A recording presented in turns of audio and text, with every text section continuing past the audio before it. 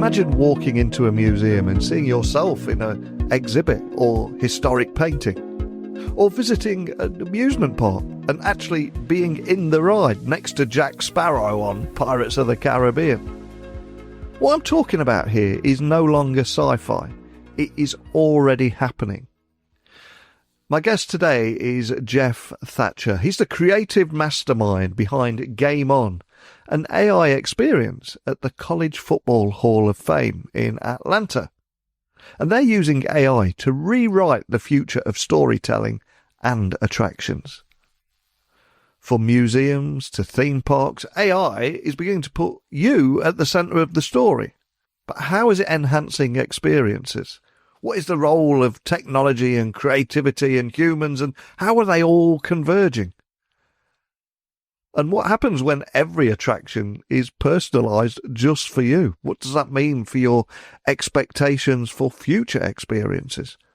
These are just a few of the things we'll talk about today, but enough from me. Let's get Geoff onto the podcast now. So thank you so much for joining me on the podcast today. Can you tell everyone listening a little about who you are and what you do? Neil, it's great to be with you and excited to talk about experiences. Long story short, I'm an experience designer. I got my start in this crazy experience business as a 14-year-old cleanup boy at an amusement park. And that literally was the title of the job, and worked all the way through high school and college at an amusement park.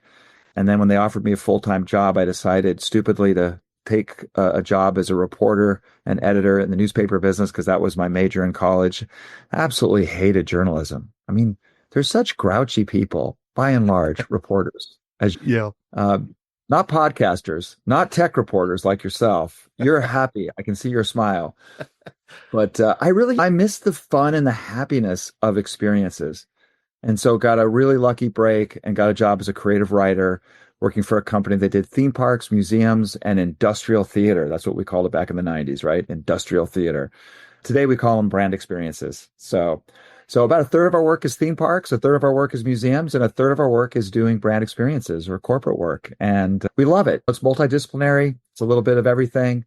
Graphic design, there's media, there's film, there's interactive media, there's physical scenery, set pieces, you name it. It's a blast to work in the experience industry and really be talking to you because AI is, I think, rocking our world in a good way.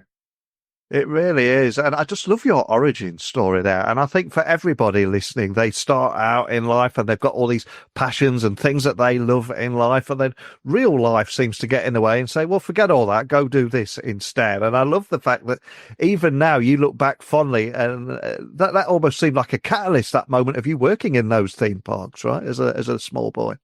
Absolutely. And, even beyond that, I grew up next to this amusement park. So from the age of 5, we moved there when I was 5. I mean, I would literally fall asleep to hearing, ladies and gentlemen, please keep your hands and arms inside the ride at all times and have fun. And you'd hear that we lived close enough that you would hear that as almost a lullaby as you went to sleep at night. And you had the fireworks, you'd climb up onto your roof and watch the fireworks from the amusement park and the oohs and ahs of that. And back in those days, amusement parks were open to the public. So you could ride your bike down to the amusement park, just ride your bike right into the amusement park, park it, and just hang out all day. You didn't have to you would get tickets, right?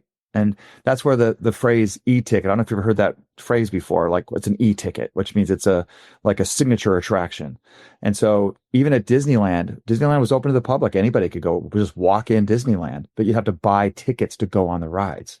And so an e-ticket ride was the bomb, the best experience. And so, so back in those days, you could we just as kids, we just ride our bikes down and we'd just hang out. We'd go to the penny arcade, literally penny arcade. I'm old, but not that old, but still we had a penny arcade, and then it went to a quarter. You'd stick the quarter in Asteroids, Space Invaders, Super Sprint, Atari Super Sprint, all those classic games from the 80s.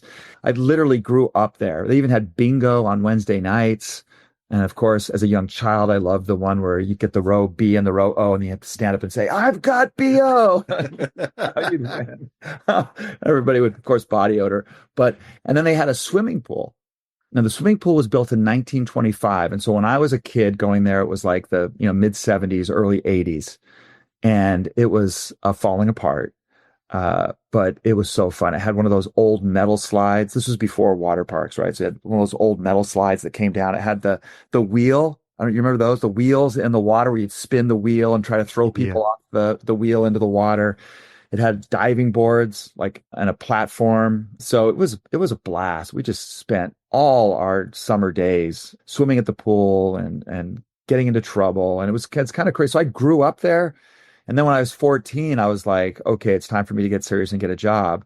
And so the problem was I had to convince the manager of the swimming pool to hire the obnoxious local 14-year-old, 13-year-old, 12-year-old who'd been terrorizing their lifeguards for the last 5 years, that they should give me a shot and give me a job. But fortunately, Rhonda, the swim manager, gave me a shot and gave me a job. And then from there, went from cleanup boy to lifeguard to train engineer to rides manager, then to a stage manager, and then was literally worked in entertainment, was a stunt man, a zookeeper. The great thing about the theme park industry or the experience industry is we have something for everyone, and including technology, right? Technology is a huge part of our business. And in fact, I would argue that everybody talks about, oh, I want holograms. Aren't holograms cool? And I like, honestly, most holograms you see in experiences today are literally just a Pepper's Ghost, which was invented in London by one of your British colleagues, if you will, back in 1862. 1862 was the Pepper's Ghost invented, and that's still Wow. the technology they use today. So now, of course, LED screens, 3D LED with the new liminal product, which is amazing. The 3D LED screens are fantastic. I mean, it's like you get 10 times greater depth, 10 times greater projection, works on a curved screen, works at any angle. When you're wearing glasses at a 3D LED screen, it's amazing, absolutely amazing. It really does feel like a hologram. So yeah, we love technology. We love technology.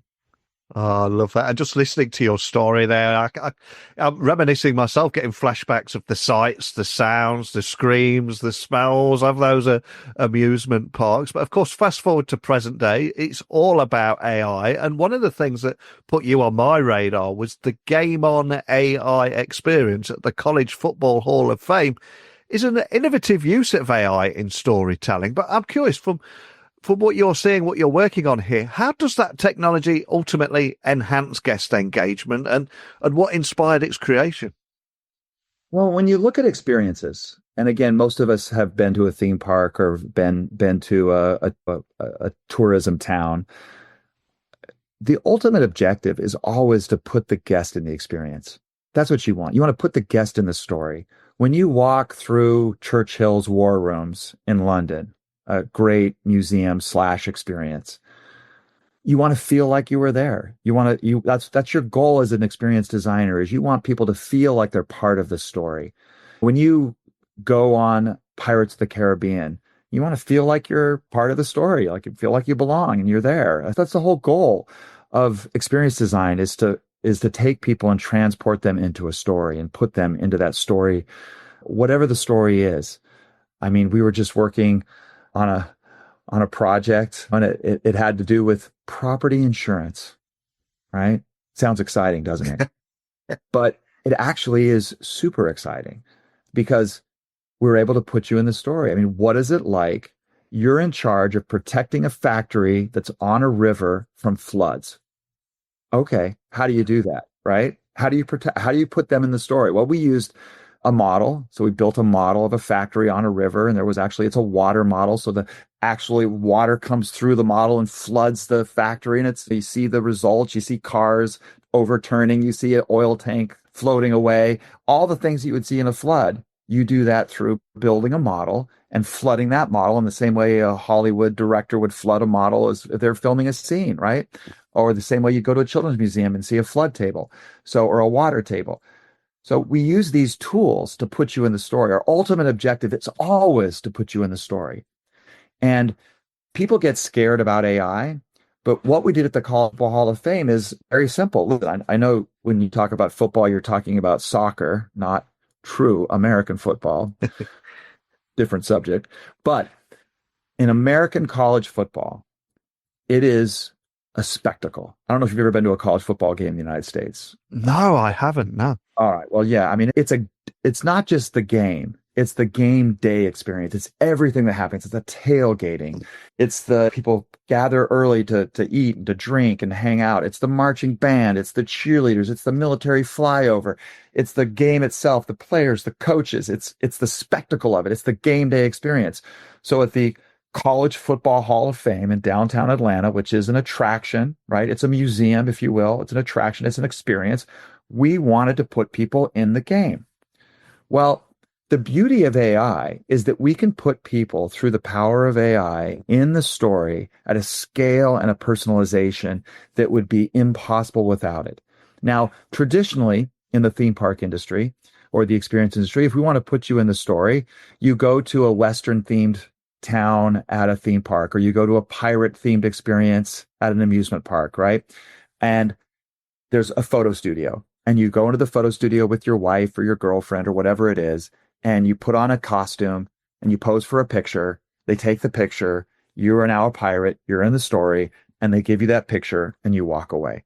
Every single theme park has that photo studio where they put you in the story. Every single theme park uses theming and lighting and video and other elements to put you in the story. So what we did at College Football Hall of Fame in Atlanta is we had 764 colleges in the United States of America that have college football teams. And people are very passionate about their teams, very passionate, in the same way that they're passionate about their premier teams in the UK. We're very passionate, but we have 764 teams. So people come to the College Football Hall of Fame, they go to a kiosk, it scans their face, they answer a question. What's your favorite team?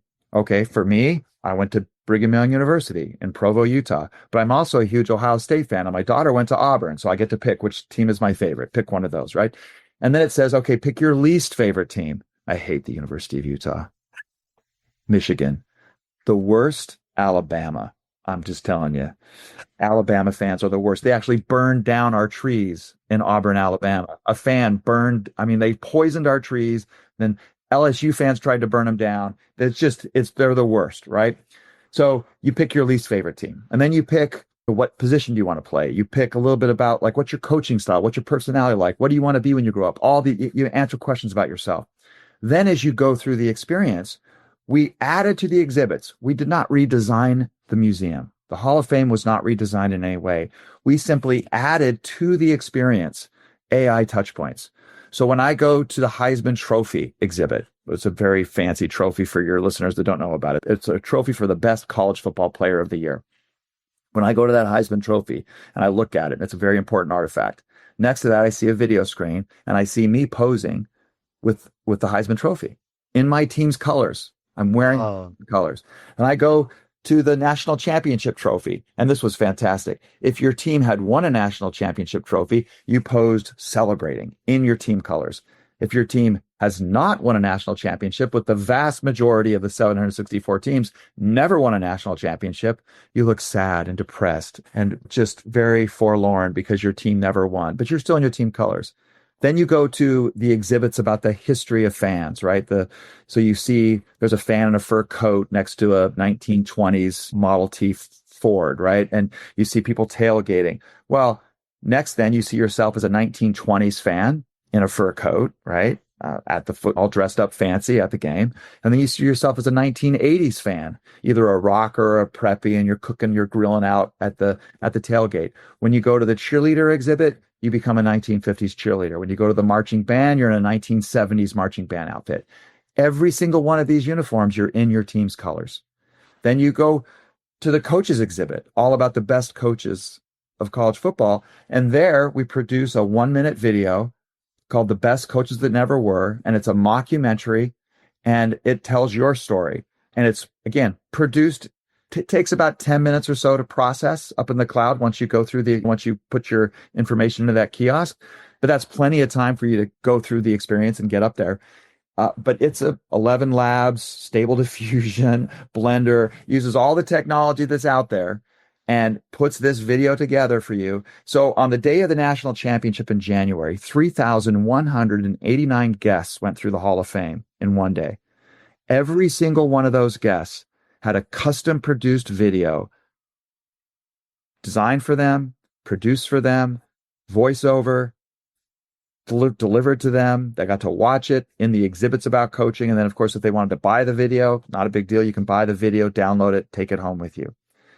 That's what AI does when it comes to experiences, is it allows us to personalize and scale that story experience by putting you in the story. It allows us to do that personalization and a scale that would have never before been possible. Because if I had to buy all of the uniforms and costumes for 764 different teams, I'd have a warehouse the size of that last warehouse in Raiders of the Lost Ark. It's just not even possible. But I can turn you into a flyover military pilot. I can put you into a historic painting. With AI, we can put you into the story.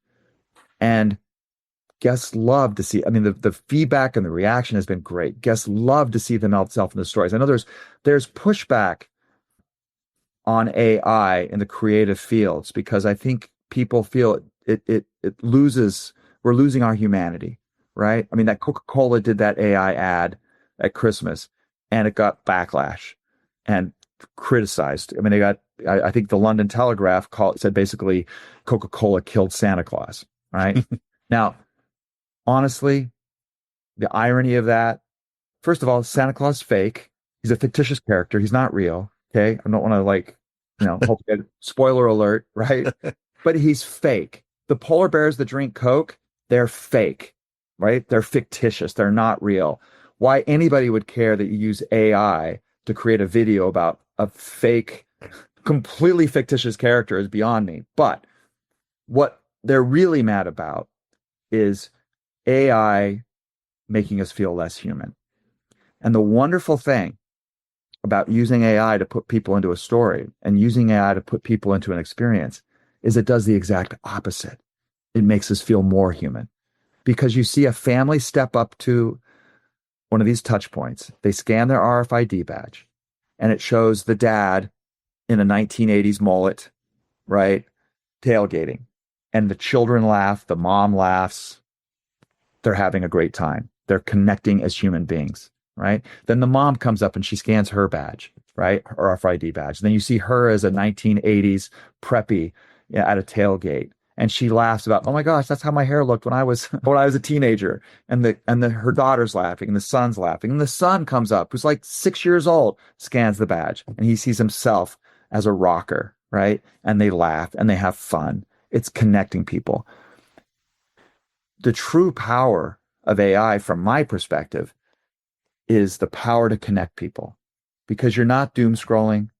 You're not going through this. You're not having totally inappropriate and soul sucking and destroying conversations with chatbots, right? What you're doing is you're using AI to actually connect people and create an experience that connects them emotionally.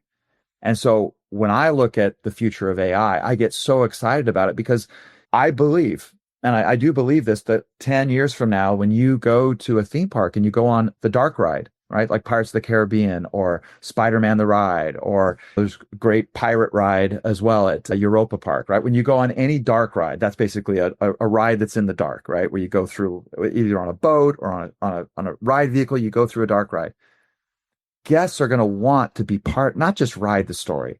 They're going to want to be part of the story. They're going to want to see themselves there. And again, this isn't anything that's that groundbreaking. I mean, E.T. the Ride, which was created like 20 some odd years ago, at the end of it, I don't know if you've been on E.T. the Ride. I have, yeah. Yeah. At E.T. the Ride, at the end of it, it says your name because you give it its name. And at the end of the ride, it says, like, goodbye, Neil. You know what I mean? It's like this computerized voice that says goodbye to you. And you're like, oh, I'm in the ride. That's great.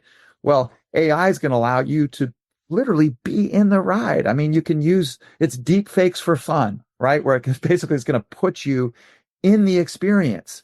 And it's frustrating to me that everybody's focused on all the stupid stuff about AI. I mean, I was just at CES, right? Yeah. And I went to the LG booth, and LG had some really cool technology. I'm not trying to pick on LG, but their theme was AI for everyone or something like that. I can't remember. It was like AI everywhere. I mean, it literally at CES was AI everywhere. But one of the examples they gave was, oh, with AI, you'll be able to know if your parents had a good night's sleep. And maybe if they're feeling sick, you can check on them in the morning. And I was like, wait a second.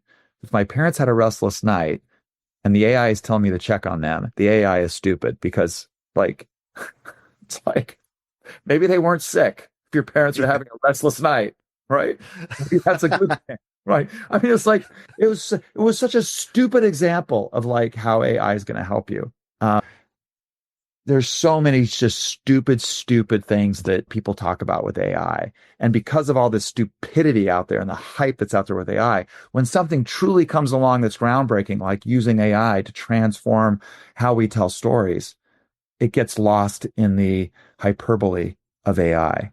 It's one of the frustrating things about everything around AI is that there's so much hype and so many stupid examples of how AI is going to change the world that the really meaningful things that happen where it shows how AI can actually make life better. I mean, I loved JD Vance's talk to the European, I don't know where it was, but he went to Paris at an AI conference, a technology conference, and talked about with optimism about what AI can do. And yes, as with any technologies, there's limitless perils and untold possibilities. No doubt there are perils to AI. But what we showed at the College Football Hall of Fame is you can use AI to connect people. You can use AI to see a little girl. We have a video of a little 5-year-old girl who scans her badge and sees herself as a 1950s cheerleader. And then she immediately goes into the cheerleading pose that she learned as a little kid. And she sees herself in this story. She sees herself in her team's colors. And she loved it. And her mom loved it. And the dad loved it. And they took a picture of her. And it connected the family together in a way that you want experiences to connect people together. And so that's what gets me really excited. I'm going on and on and on. I should shut up and let you ask your next question. No problem at all. And just listening to your conversation, listening about the examples that you provided, it reminds me of an old saying, which is the last best experience that any of us have anywhere becomes that minimum expectation for future experiences that we expect to see everywhere. So if we take that young girl or any of the examples of somebody that's been to that College Football Hall of Fame, that is now their minimum and standard expectation. So how do you see this evolving in museums, theme parks and other attractions? And will simply being a spectator no longer be enough? Well, we've already seen examples of people using AI to let you talk with historical characters. You can go to the Dali Museum, the Salvador Dali Museum in St. Petersburg, and you can pick up the lobster phone and you can talk to Salvador Dali. You can use AI to, as we showed at the College Football Hall, to put you in the story. Now, where I think it's going and what's exciting is that it's the video that gets me really excited, where you see yourself not just in a painting or not, you see yourself not just as a historical character, but you become part of a video, part of an experience. So give you a Hollywood example that's related to college football. There's a famous movie called Rudy in the United States about Notre Dame football, right? And there's a great scene in it where you're in the locker room and the coach is giving a pep talk and Rudy's kneeling there with all of his players, right? Now, in the future, whether it's Hollywood or a museum or whatever, well, we can actually put you in the locker room. You can be an extra. You can be a player kneeling next to Rudy. Well, heck, you could even be Rudy if you want. You can be the coach. You can be any of those characters. Again, I'm telling anyone who will listen, I believe the future is you're going to go out to dinner. As part of that dinner experience, you're going to have your face scanned in 3D, right? You're going to get your voice recorded, and then you're going to pay an upcharge. And then when you go watch the movie, you're going to be in the movie. You're going to be an extra. You're not going to replace Leonardo DiCaprio because, again, we love our Hollywood stars, but you'll be an extra. And the thing is, people are like, oh, that's stupid. I'm like, really? Is it stupid? Right now, if you want to be in The Chosen, which is a popular miniseries, if you will, series in the United States, and I think around the world about the life of Jesus, you can actually pay money to go on the set and to be an extra. You can pay money to be an extra in the film. Right. Wow. So is it that crazy to imagine that people would pay money to be in a film, why wouldn't they? Yeah. That would be a great date, right? To take your date and you both scan your face in, you have dinner, and then you go to sit in the film, and then you're both in the same movie you're watching. I mean, that would be awesome. That would Yeah. be so cool.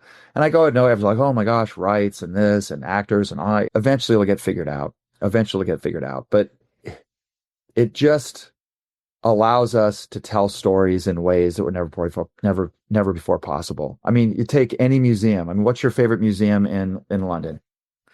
Oh man, I'd have to say the Natural History Museum, especially the dinosaur section around there as well. Yeah. All Absolutely right, the dinosaur section, great. Let's produce a video about you as a dinosaur, time traveling dinosaur explorer, right?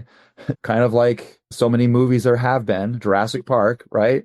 Okay, so that you're a paleontologist going back in time to study dinosaurs, and you see yourself in the movie. Yeah. Right now you can go do that right now. Right now you can go to a museum and you can watch a film about dinosaurs. It's just so much cooler if you're in the movie, if you're part of the experience. Or you could take an animatronic dinosaur and you can have that animatronic dinosaur, which is totally doable right now, by the way. There's a great company called Animex in Nashville, Tennessee that did all of the dinosaurs for the Jurassic World Tour.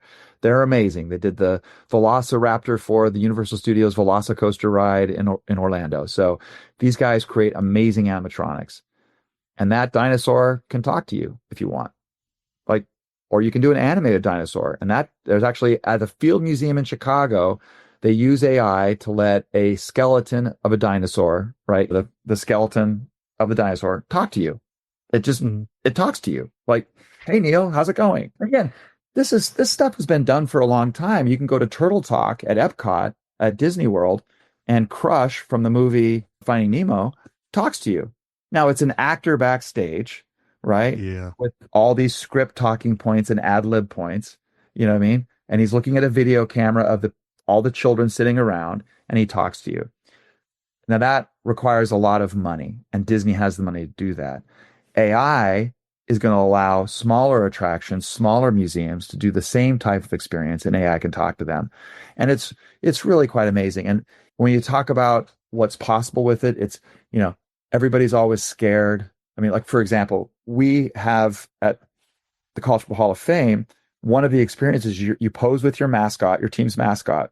So like BYU is a cougar, Ohio State's a buckeye tree, which is basically a nut. And then Auburn's an eagle. And so technically it's a tiger, but we use the eagle because they have a second mascot that's more emotional. But anyway, so you pose with the mascot and it gives you a tagline based on what you put into that kiosk. And we tested it with AI countless times to make sure that people couldn't write something nasty and inappropriate. And my favorite was if you put in that your name was Fart Face, your regular name, right? Your mascot the tagline turned out to be Clear the Field. I love it. So AI can do that. You know what I mean? Where, sure, a great comedian, you know what I mean? A great performer, a great actor could do that live and in person. But for smaller museums, smaller attractions that can't afford that kind of budget that Disney has to hire those actors and train those actors and do all that and have them staffed throughout the day and when you have a 12-hour shift at the theme park, that's like at least 3 or 4 actors just to cover that one shift because you have to have breaks and all that stuff. But amazingly, yes, you can do that with AI. And it's pretty cool. So excited about the future. It is incredibly cool. And you gave so many fantastic examples of real life experiences that I suspect many people listening have had those exact experiences as well. And if we were to maybe take a look behind the curtain or look under the hood at the tech that makes it all possible, what would you say are the biggest challenges, whether they be technical, ethical, or even creative, when using AI to integrate guests into an experience? You must have seen a few of those challenges there. Well, just to share some specific stories we had at the College Football Hall of Fame, because again, we do feel like we're on the cutting edge here. We did our research, and the first AI experience at a museum was 2017 when IBM Watson went to Brazil and allowed guests to talk with a painting, like literally ask a painting questions, and then Watson would respond. The Shoah Foundation did an AI experience in 2019 where you could talk to Holocaust survivors, like, and ask them just normal questions just a normal human being visitor would ask. But this was the first time where we actually put the guest in the story. We're like, no, you're in the painting. No, you're starring as the coach in the video. We know of no other example where we've used AI to actually put you in the story, to make you the star of the exhibit at a museum. And so when we came to the challenges that we had, I'll just share a couple of quick stories with you. First was colors. The colors of a team, whether it's American college football or Premier League or rugby or whatever it is, the colors are hugely important. And if you get those colors wrong, you're going to hear about it from the fans. So we had 764 different teams, which means each team has 2 colors. So that's over 1,500 colors that have to be perfect. And by the way, Stable Diffusion and AI and Midjourney and all the tools we use to output this stuff, you have to describe the color in English. You can't put a hex code in. You can't, at least not yet. I'm sure they're going to get there, but you can't put a PMS code or a hex code number in there and get the color you want. Oh my gosh. We were trying to describe the difference between Clemson's orange, Texas orange, Tennessee orange, Florida orange, and Auburn orange. And they're different. And we were trying to use it with English. And we were getting weird hallucinations where if you described it as pumpkin orange, which is perfect, and it would generate the perfect color, every 10th output we'd show the person in the marching band carrying a pumpkin instead of carrying an instrument. Or you know what I mean? Or they'd have a pumpkin head instead of a helmet head, you know what I mean, on their head. So we were or you try to describe it as burnt orange, you get a charred uniform instead of actually burnt orange. So what we ended up doing is to create a color wheel. And then the color wheel allowed us to start matching. So we didn't have to get 764 different colors. We were able to do about 40 colors. And then that got us close enough that no one complained, which was great. But color was a huge challenge. Color was a huge challenge. And again, the other thing is just because you can do it doesn't mean you should. We learned very quickly, for example, with the cheerleading outfit, that it would be completely inappropriate to put a 11-year-old child in a cheerleading outfit from college football. Just wrong. You know what I mean? Because you turn them into an adult, right? Yeah. And we knew immediately, like, okay, that's wrong. Okay, how do we fix this? Let's go to 1950s, more modest dress, still a cheerleading uniform, still in your team's color, but that was appropriate. So these are some of the questions that we dealt with. We also had some historic paintings depicting the early days of college football when there were no black players. And okay, when we redesign it for a modern audience, should we change that? Should we update the picture and make it reflect the diversity of college football today? And so we did.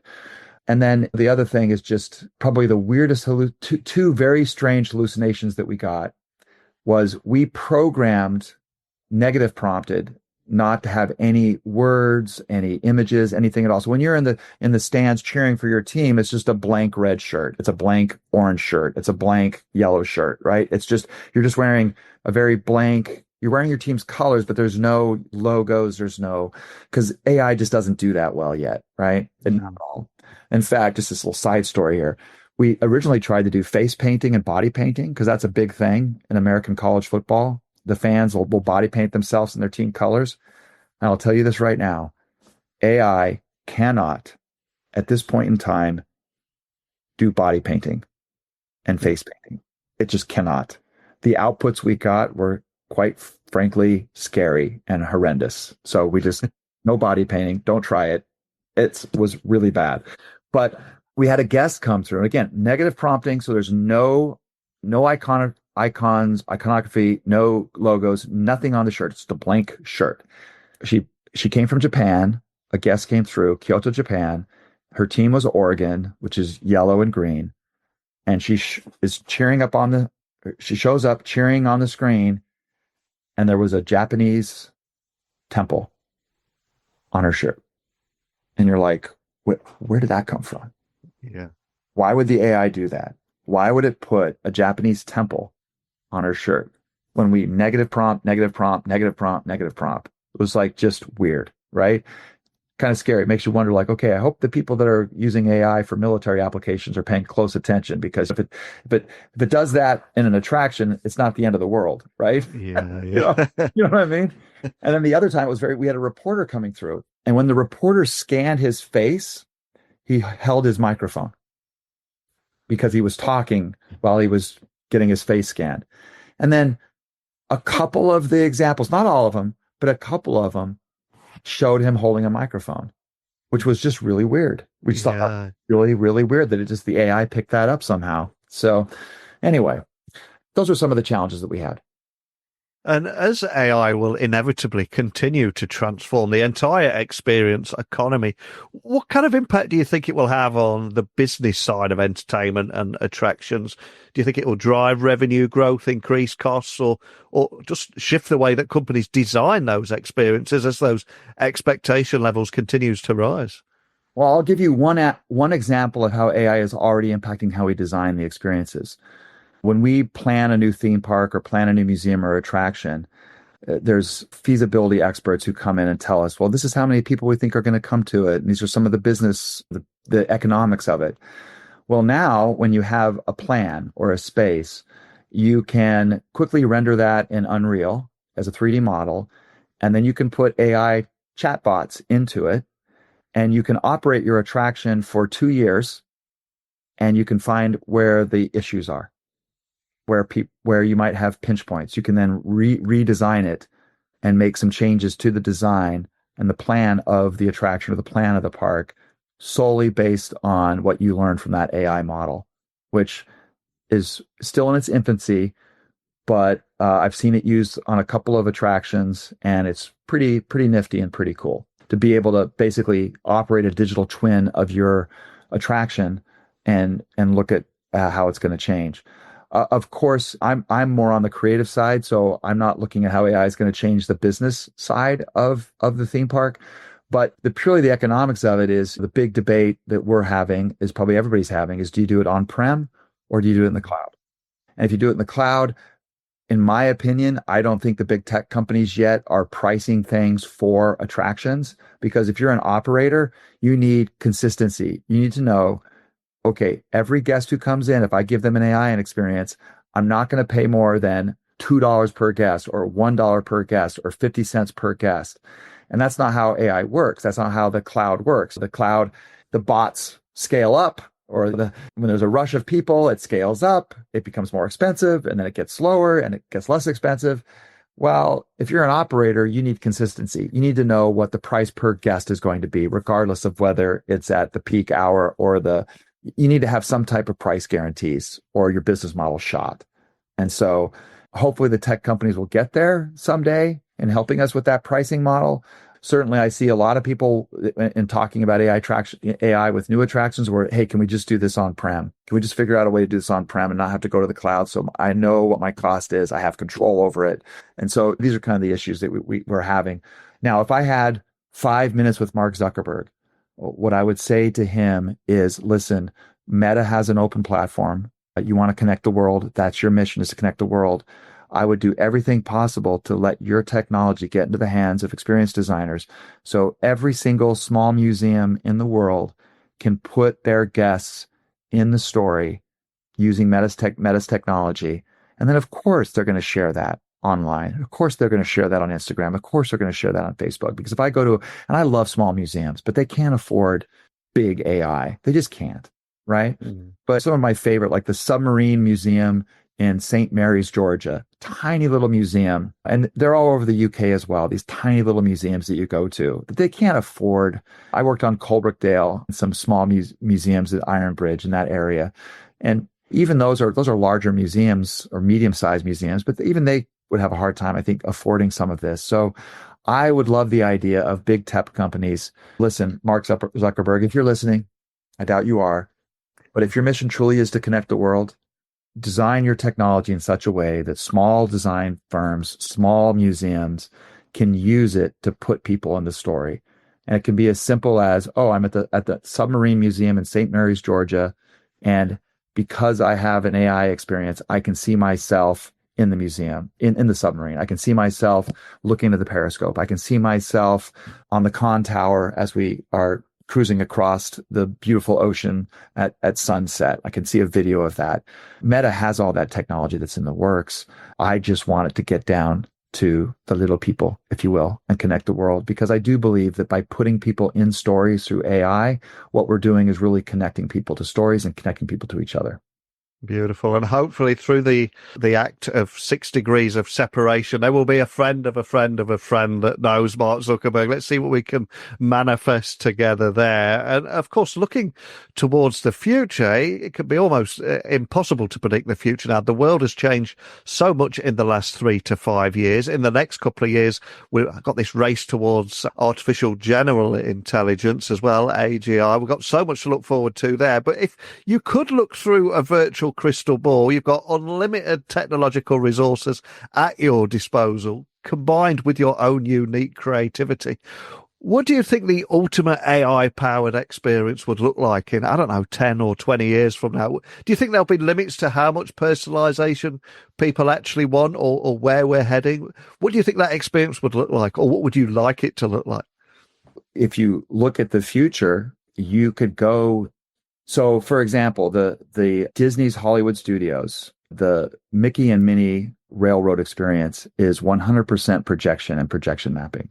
It's completely digital, right? The whole thing. It's, in my mind, not out of the realm of possibility that you could go to a theme park, and part of the experience of the theme park is you designing your own story and your own ride. And then when you and your friends go through that ride, because it's 100% projection, 100% digital, you are writing your own creation and your own story that you designed and that you created.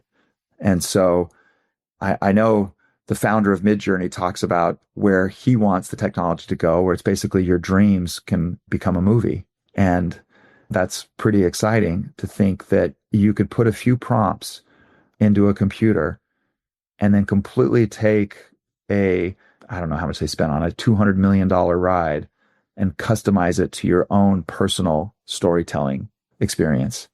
That could be amazing. I mean, you could ahead of time before you go to Disney, you usually tell them about yourself and you get your RFID band, you get all that stuff set up. I mean, in the future, you could upload family pictures to Disney, and Meta could scrub your Facebook profile and create a dark ride experience just about you and your family. The possibilities are pretty exciting to dream about. Again, I think I'd go back to the basic principles. We talked about holograms at the beginning of this. That technology was invented in 1862. Why do we want to do holograms? Why are they important? Why do we care about ABBA Voyager, which is not technically a hologram, but it kind of feels like a hologram experience up there, right? Why do we care about these things? Well, because it creates more immersive storytelling. It creates experiences where we feel like we're part of the story. And so my hope for AI is that on the bright side, that we'll use AI to connect people through storytelling, that we'll use AI to tell more immersive storytelling. And if there's one thing that's constant about human civilization, it's that we love storytelling. We love stories. And it's just so fun to be able to tell a story. I mean, I was teaching a class to some college students just 2 nights ago. And just for fun, we created a quick song on Suno about one of the students.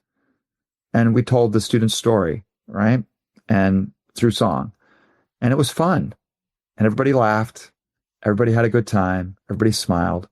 Why? Because we told a story through music. And so to me, the technology will keep getting crazier and crazier. That's true. But I think the constant is let's stay true to our human instincts and use AI to tell stories that bring people together. Let's not use AI to take away our humanity. Let's not use AI to turn ourselves into objects, right? As Prince said in 1999 at the Yahoo Online Music Awards, right? You can get on the computer, but don't let the computer get on you, right? We have to be very careful not to let AI take our humanity away. But if we do this right, and I think we can use AI to tell stories that connect people together. And that should be our ambition. That should be our goal. That is beautiful. I always say at the end of every episode that technology works best when it brings people together. So your words in particular really resonated there. And we started the podcast today talking about your origin story, that young boy soaking up the sights and the sounds and the entire experience of the theme parks and amusement parks back in the day, and how it would eventually fuel your creativity and inspire you to create new experiences, both now and indeed the future. But if we look back now at your career, none of us are able to achieve any degree of success without a little help along the way. And very often there is a person that sees something in us, invests a little time in us to help us get us where we are today. So if you were to look back at your career, is there anyone in particular you're grateful towards who maybe helped you get you where you are or encouraged you? And maybe we give a little shout out to today. Yeah, that one's easy. That's my wife, Tanya. So everything I have is because of her. And I'm lucky enough that she travels with us now early on when we kick off projects. She just very gratefully spent a week in Washington, D.C. with a new client last week with us. But she's the one that when I got fired was there to lift me up. She's the one that when we talked about starting our own company, she's the one that said, go for it.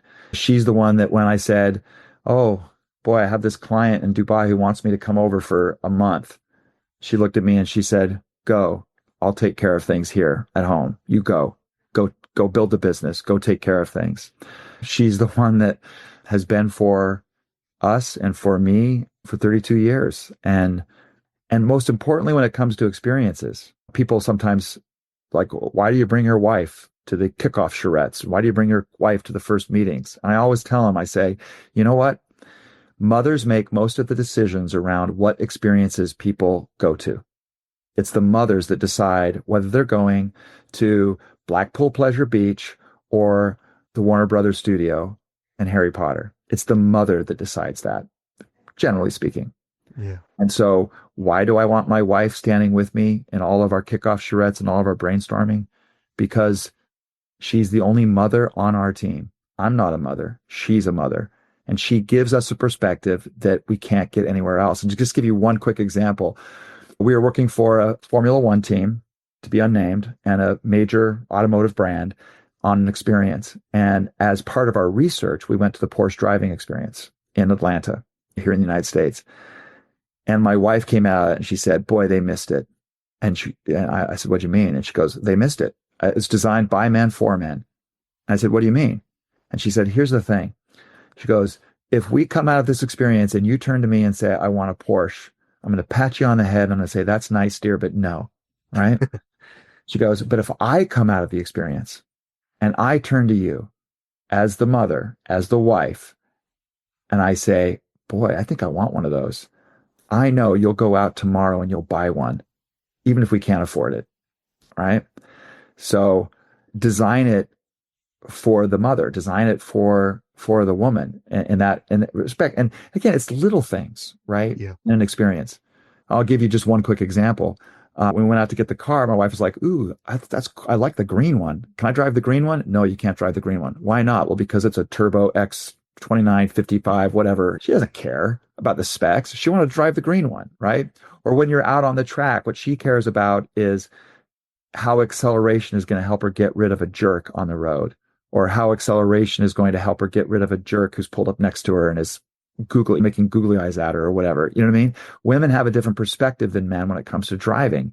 And we need to make sure we embrace that perspective. And so to answer your question, I did it like everything else in a very long-winded fashion. I give all credit to my wife, Tanya. Oh, Absolutely beautiful. A big shout out to your wife there. And I think it's so important to recognize and broadcast this across the world, just how special she is and the impact that she's had on you and indeed your life and your entire world. So big shout out there, much deserved. And for anyone listening, wanting to find out more information about any of the topics we talked about today and how you're bringing these experiences to life through technology all around the world, where would you like to point everyone listening? You can reach me online. Probably the fastest way is just to Google my name, Geoff Thatcher, spelled with a G. I know. Geoff Thatcher. But I'm on Instagram. I'm on X. I'm on LinkedIn. Our company's called Creative Principles. So you can reach us at Creative Principles. So you can reach us on any of those platforms online. But if you Google Geoff Thatcher, you'll find me.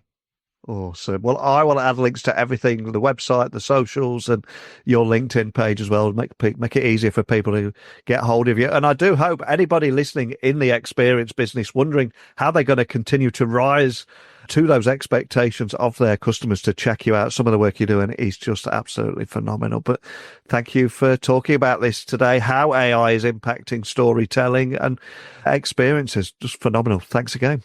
Thanks, Neil. Appreciate it. Wow, I think AI isn't just changing how we experience stories. It's making us the main character. But will that enhance creativity or will it kill it? Is there enough main character syndrome out there already without us being the main character in every museum, exhibit or painting? But seriously though, big thanks to Geoff Thatcher for blowing my mind today and talking about how AI-powered attractions could transform experiences in everything from museums and theme parks. But what I love most of all is the convergence of storytelling, human authentic messages and technology. I'd love to hear your thoughts on everything we heard about. I'd love to hear your thoughts on everything you heard about today. Remember, if you go over to my website, techblogwriter.co.uk, there will be a website associated with this episode. I'm going to attach the video that Geoff was talking about there inside the College Football Hall of Fame Museum, and just to bring to life what we're talking about. Check it out. Love to hear your thoughts. But as always, hit me up, tag me, drop your thoughts in the comments. You can get me on Instagram, LinkedIn, X, just at Neil C. Hughes. Would you want to be in a ride next to Jack Sparrow? Well, I hope you like ghost stories, because you're in one. Let's talk some more about this. And I'll return again tomorrow with another guest. Thank you for listening as always. And I'll speak with you tomorrow. Bye for now.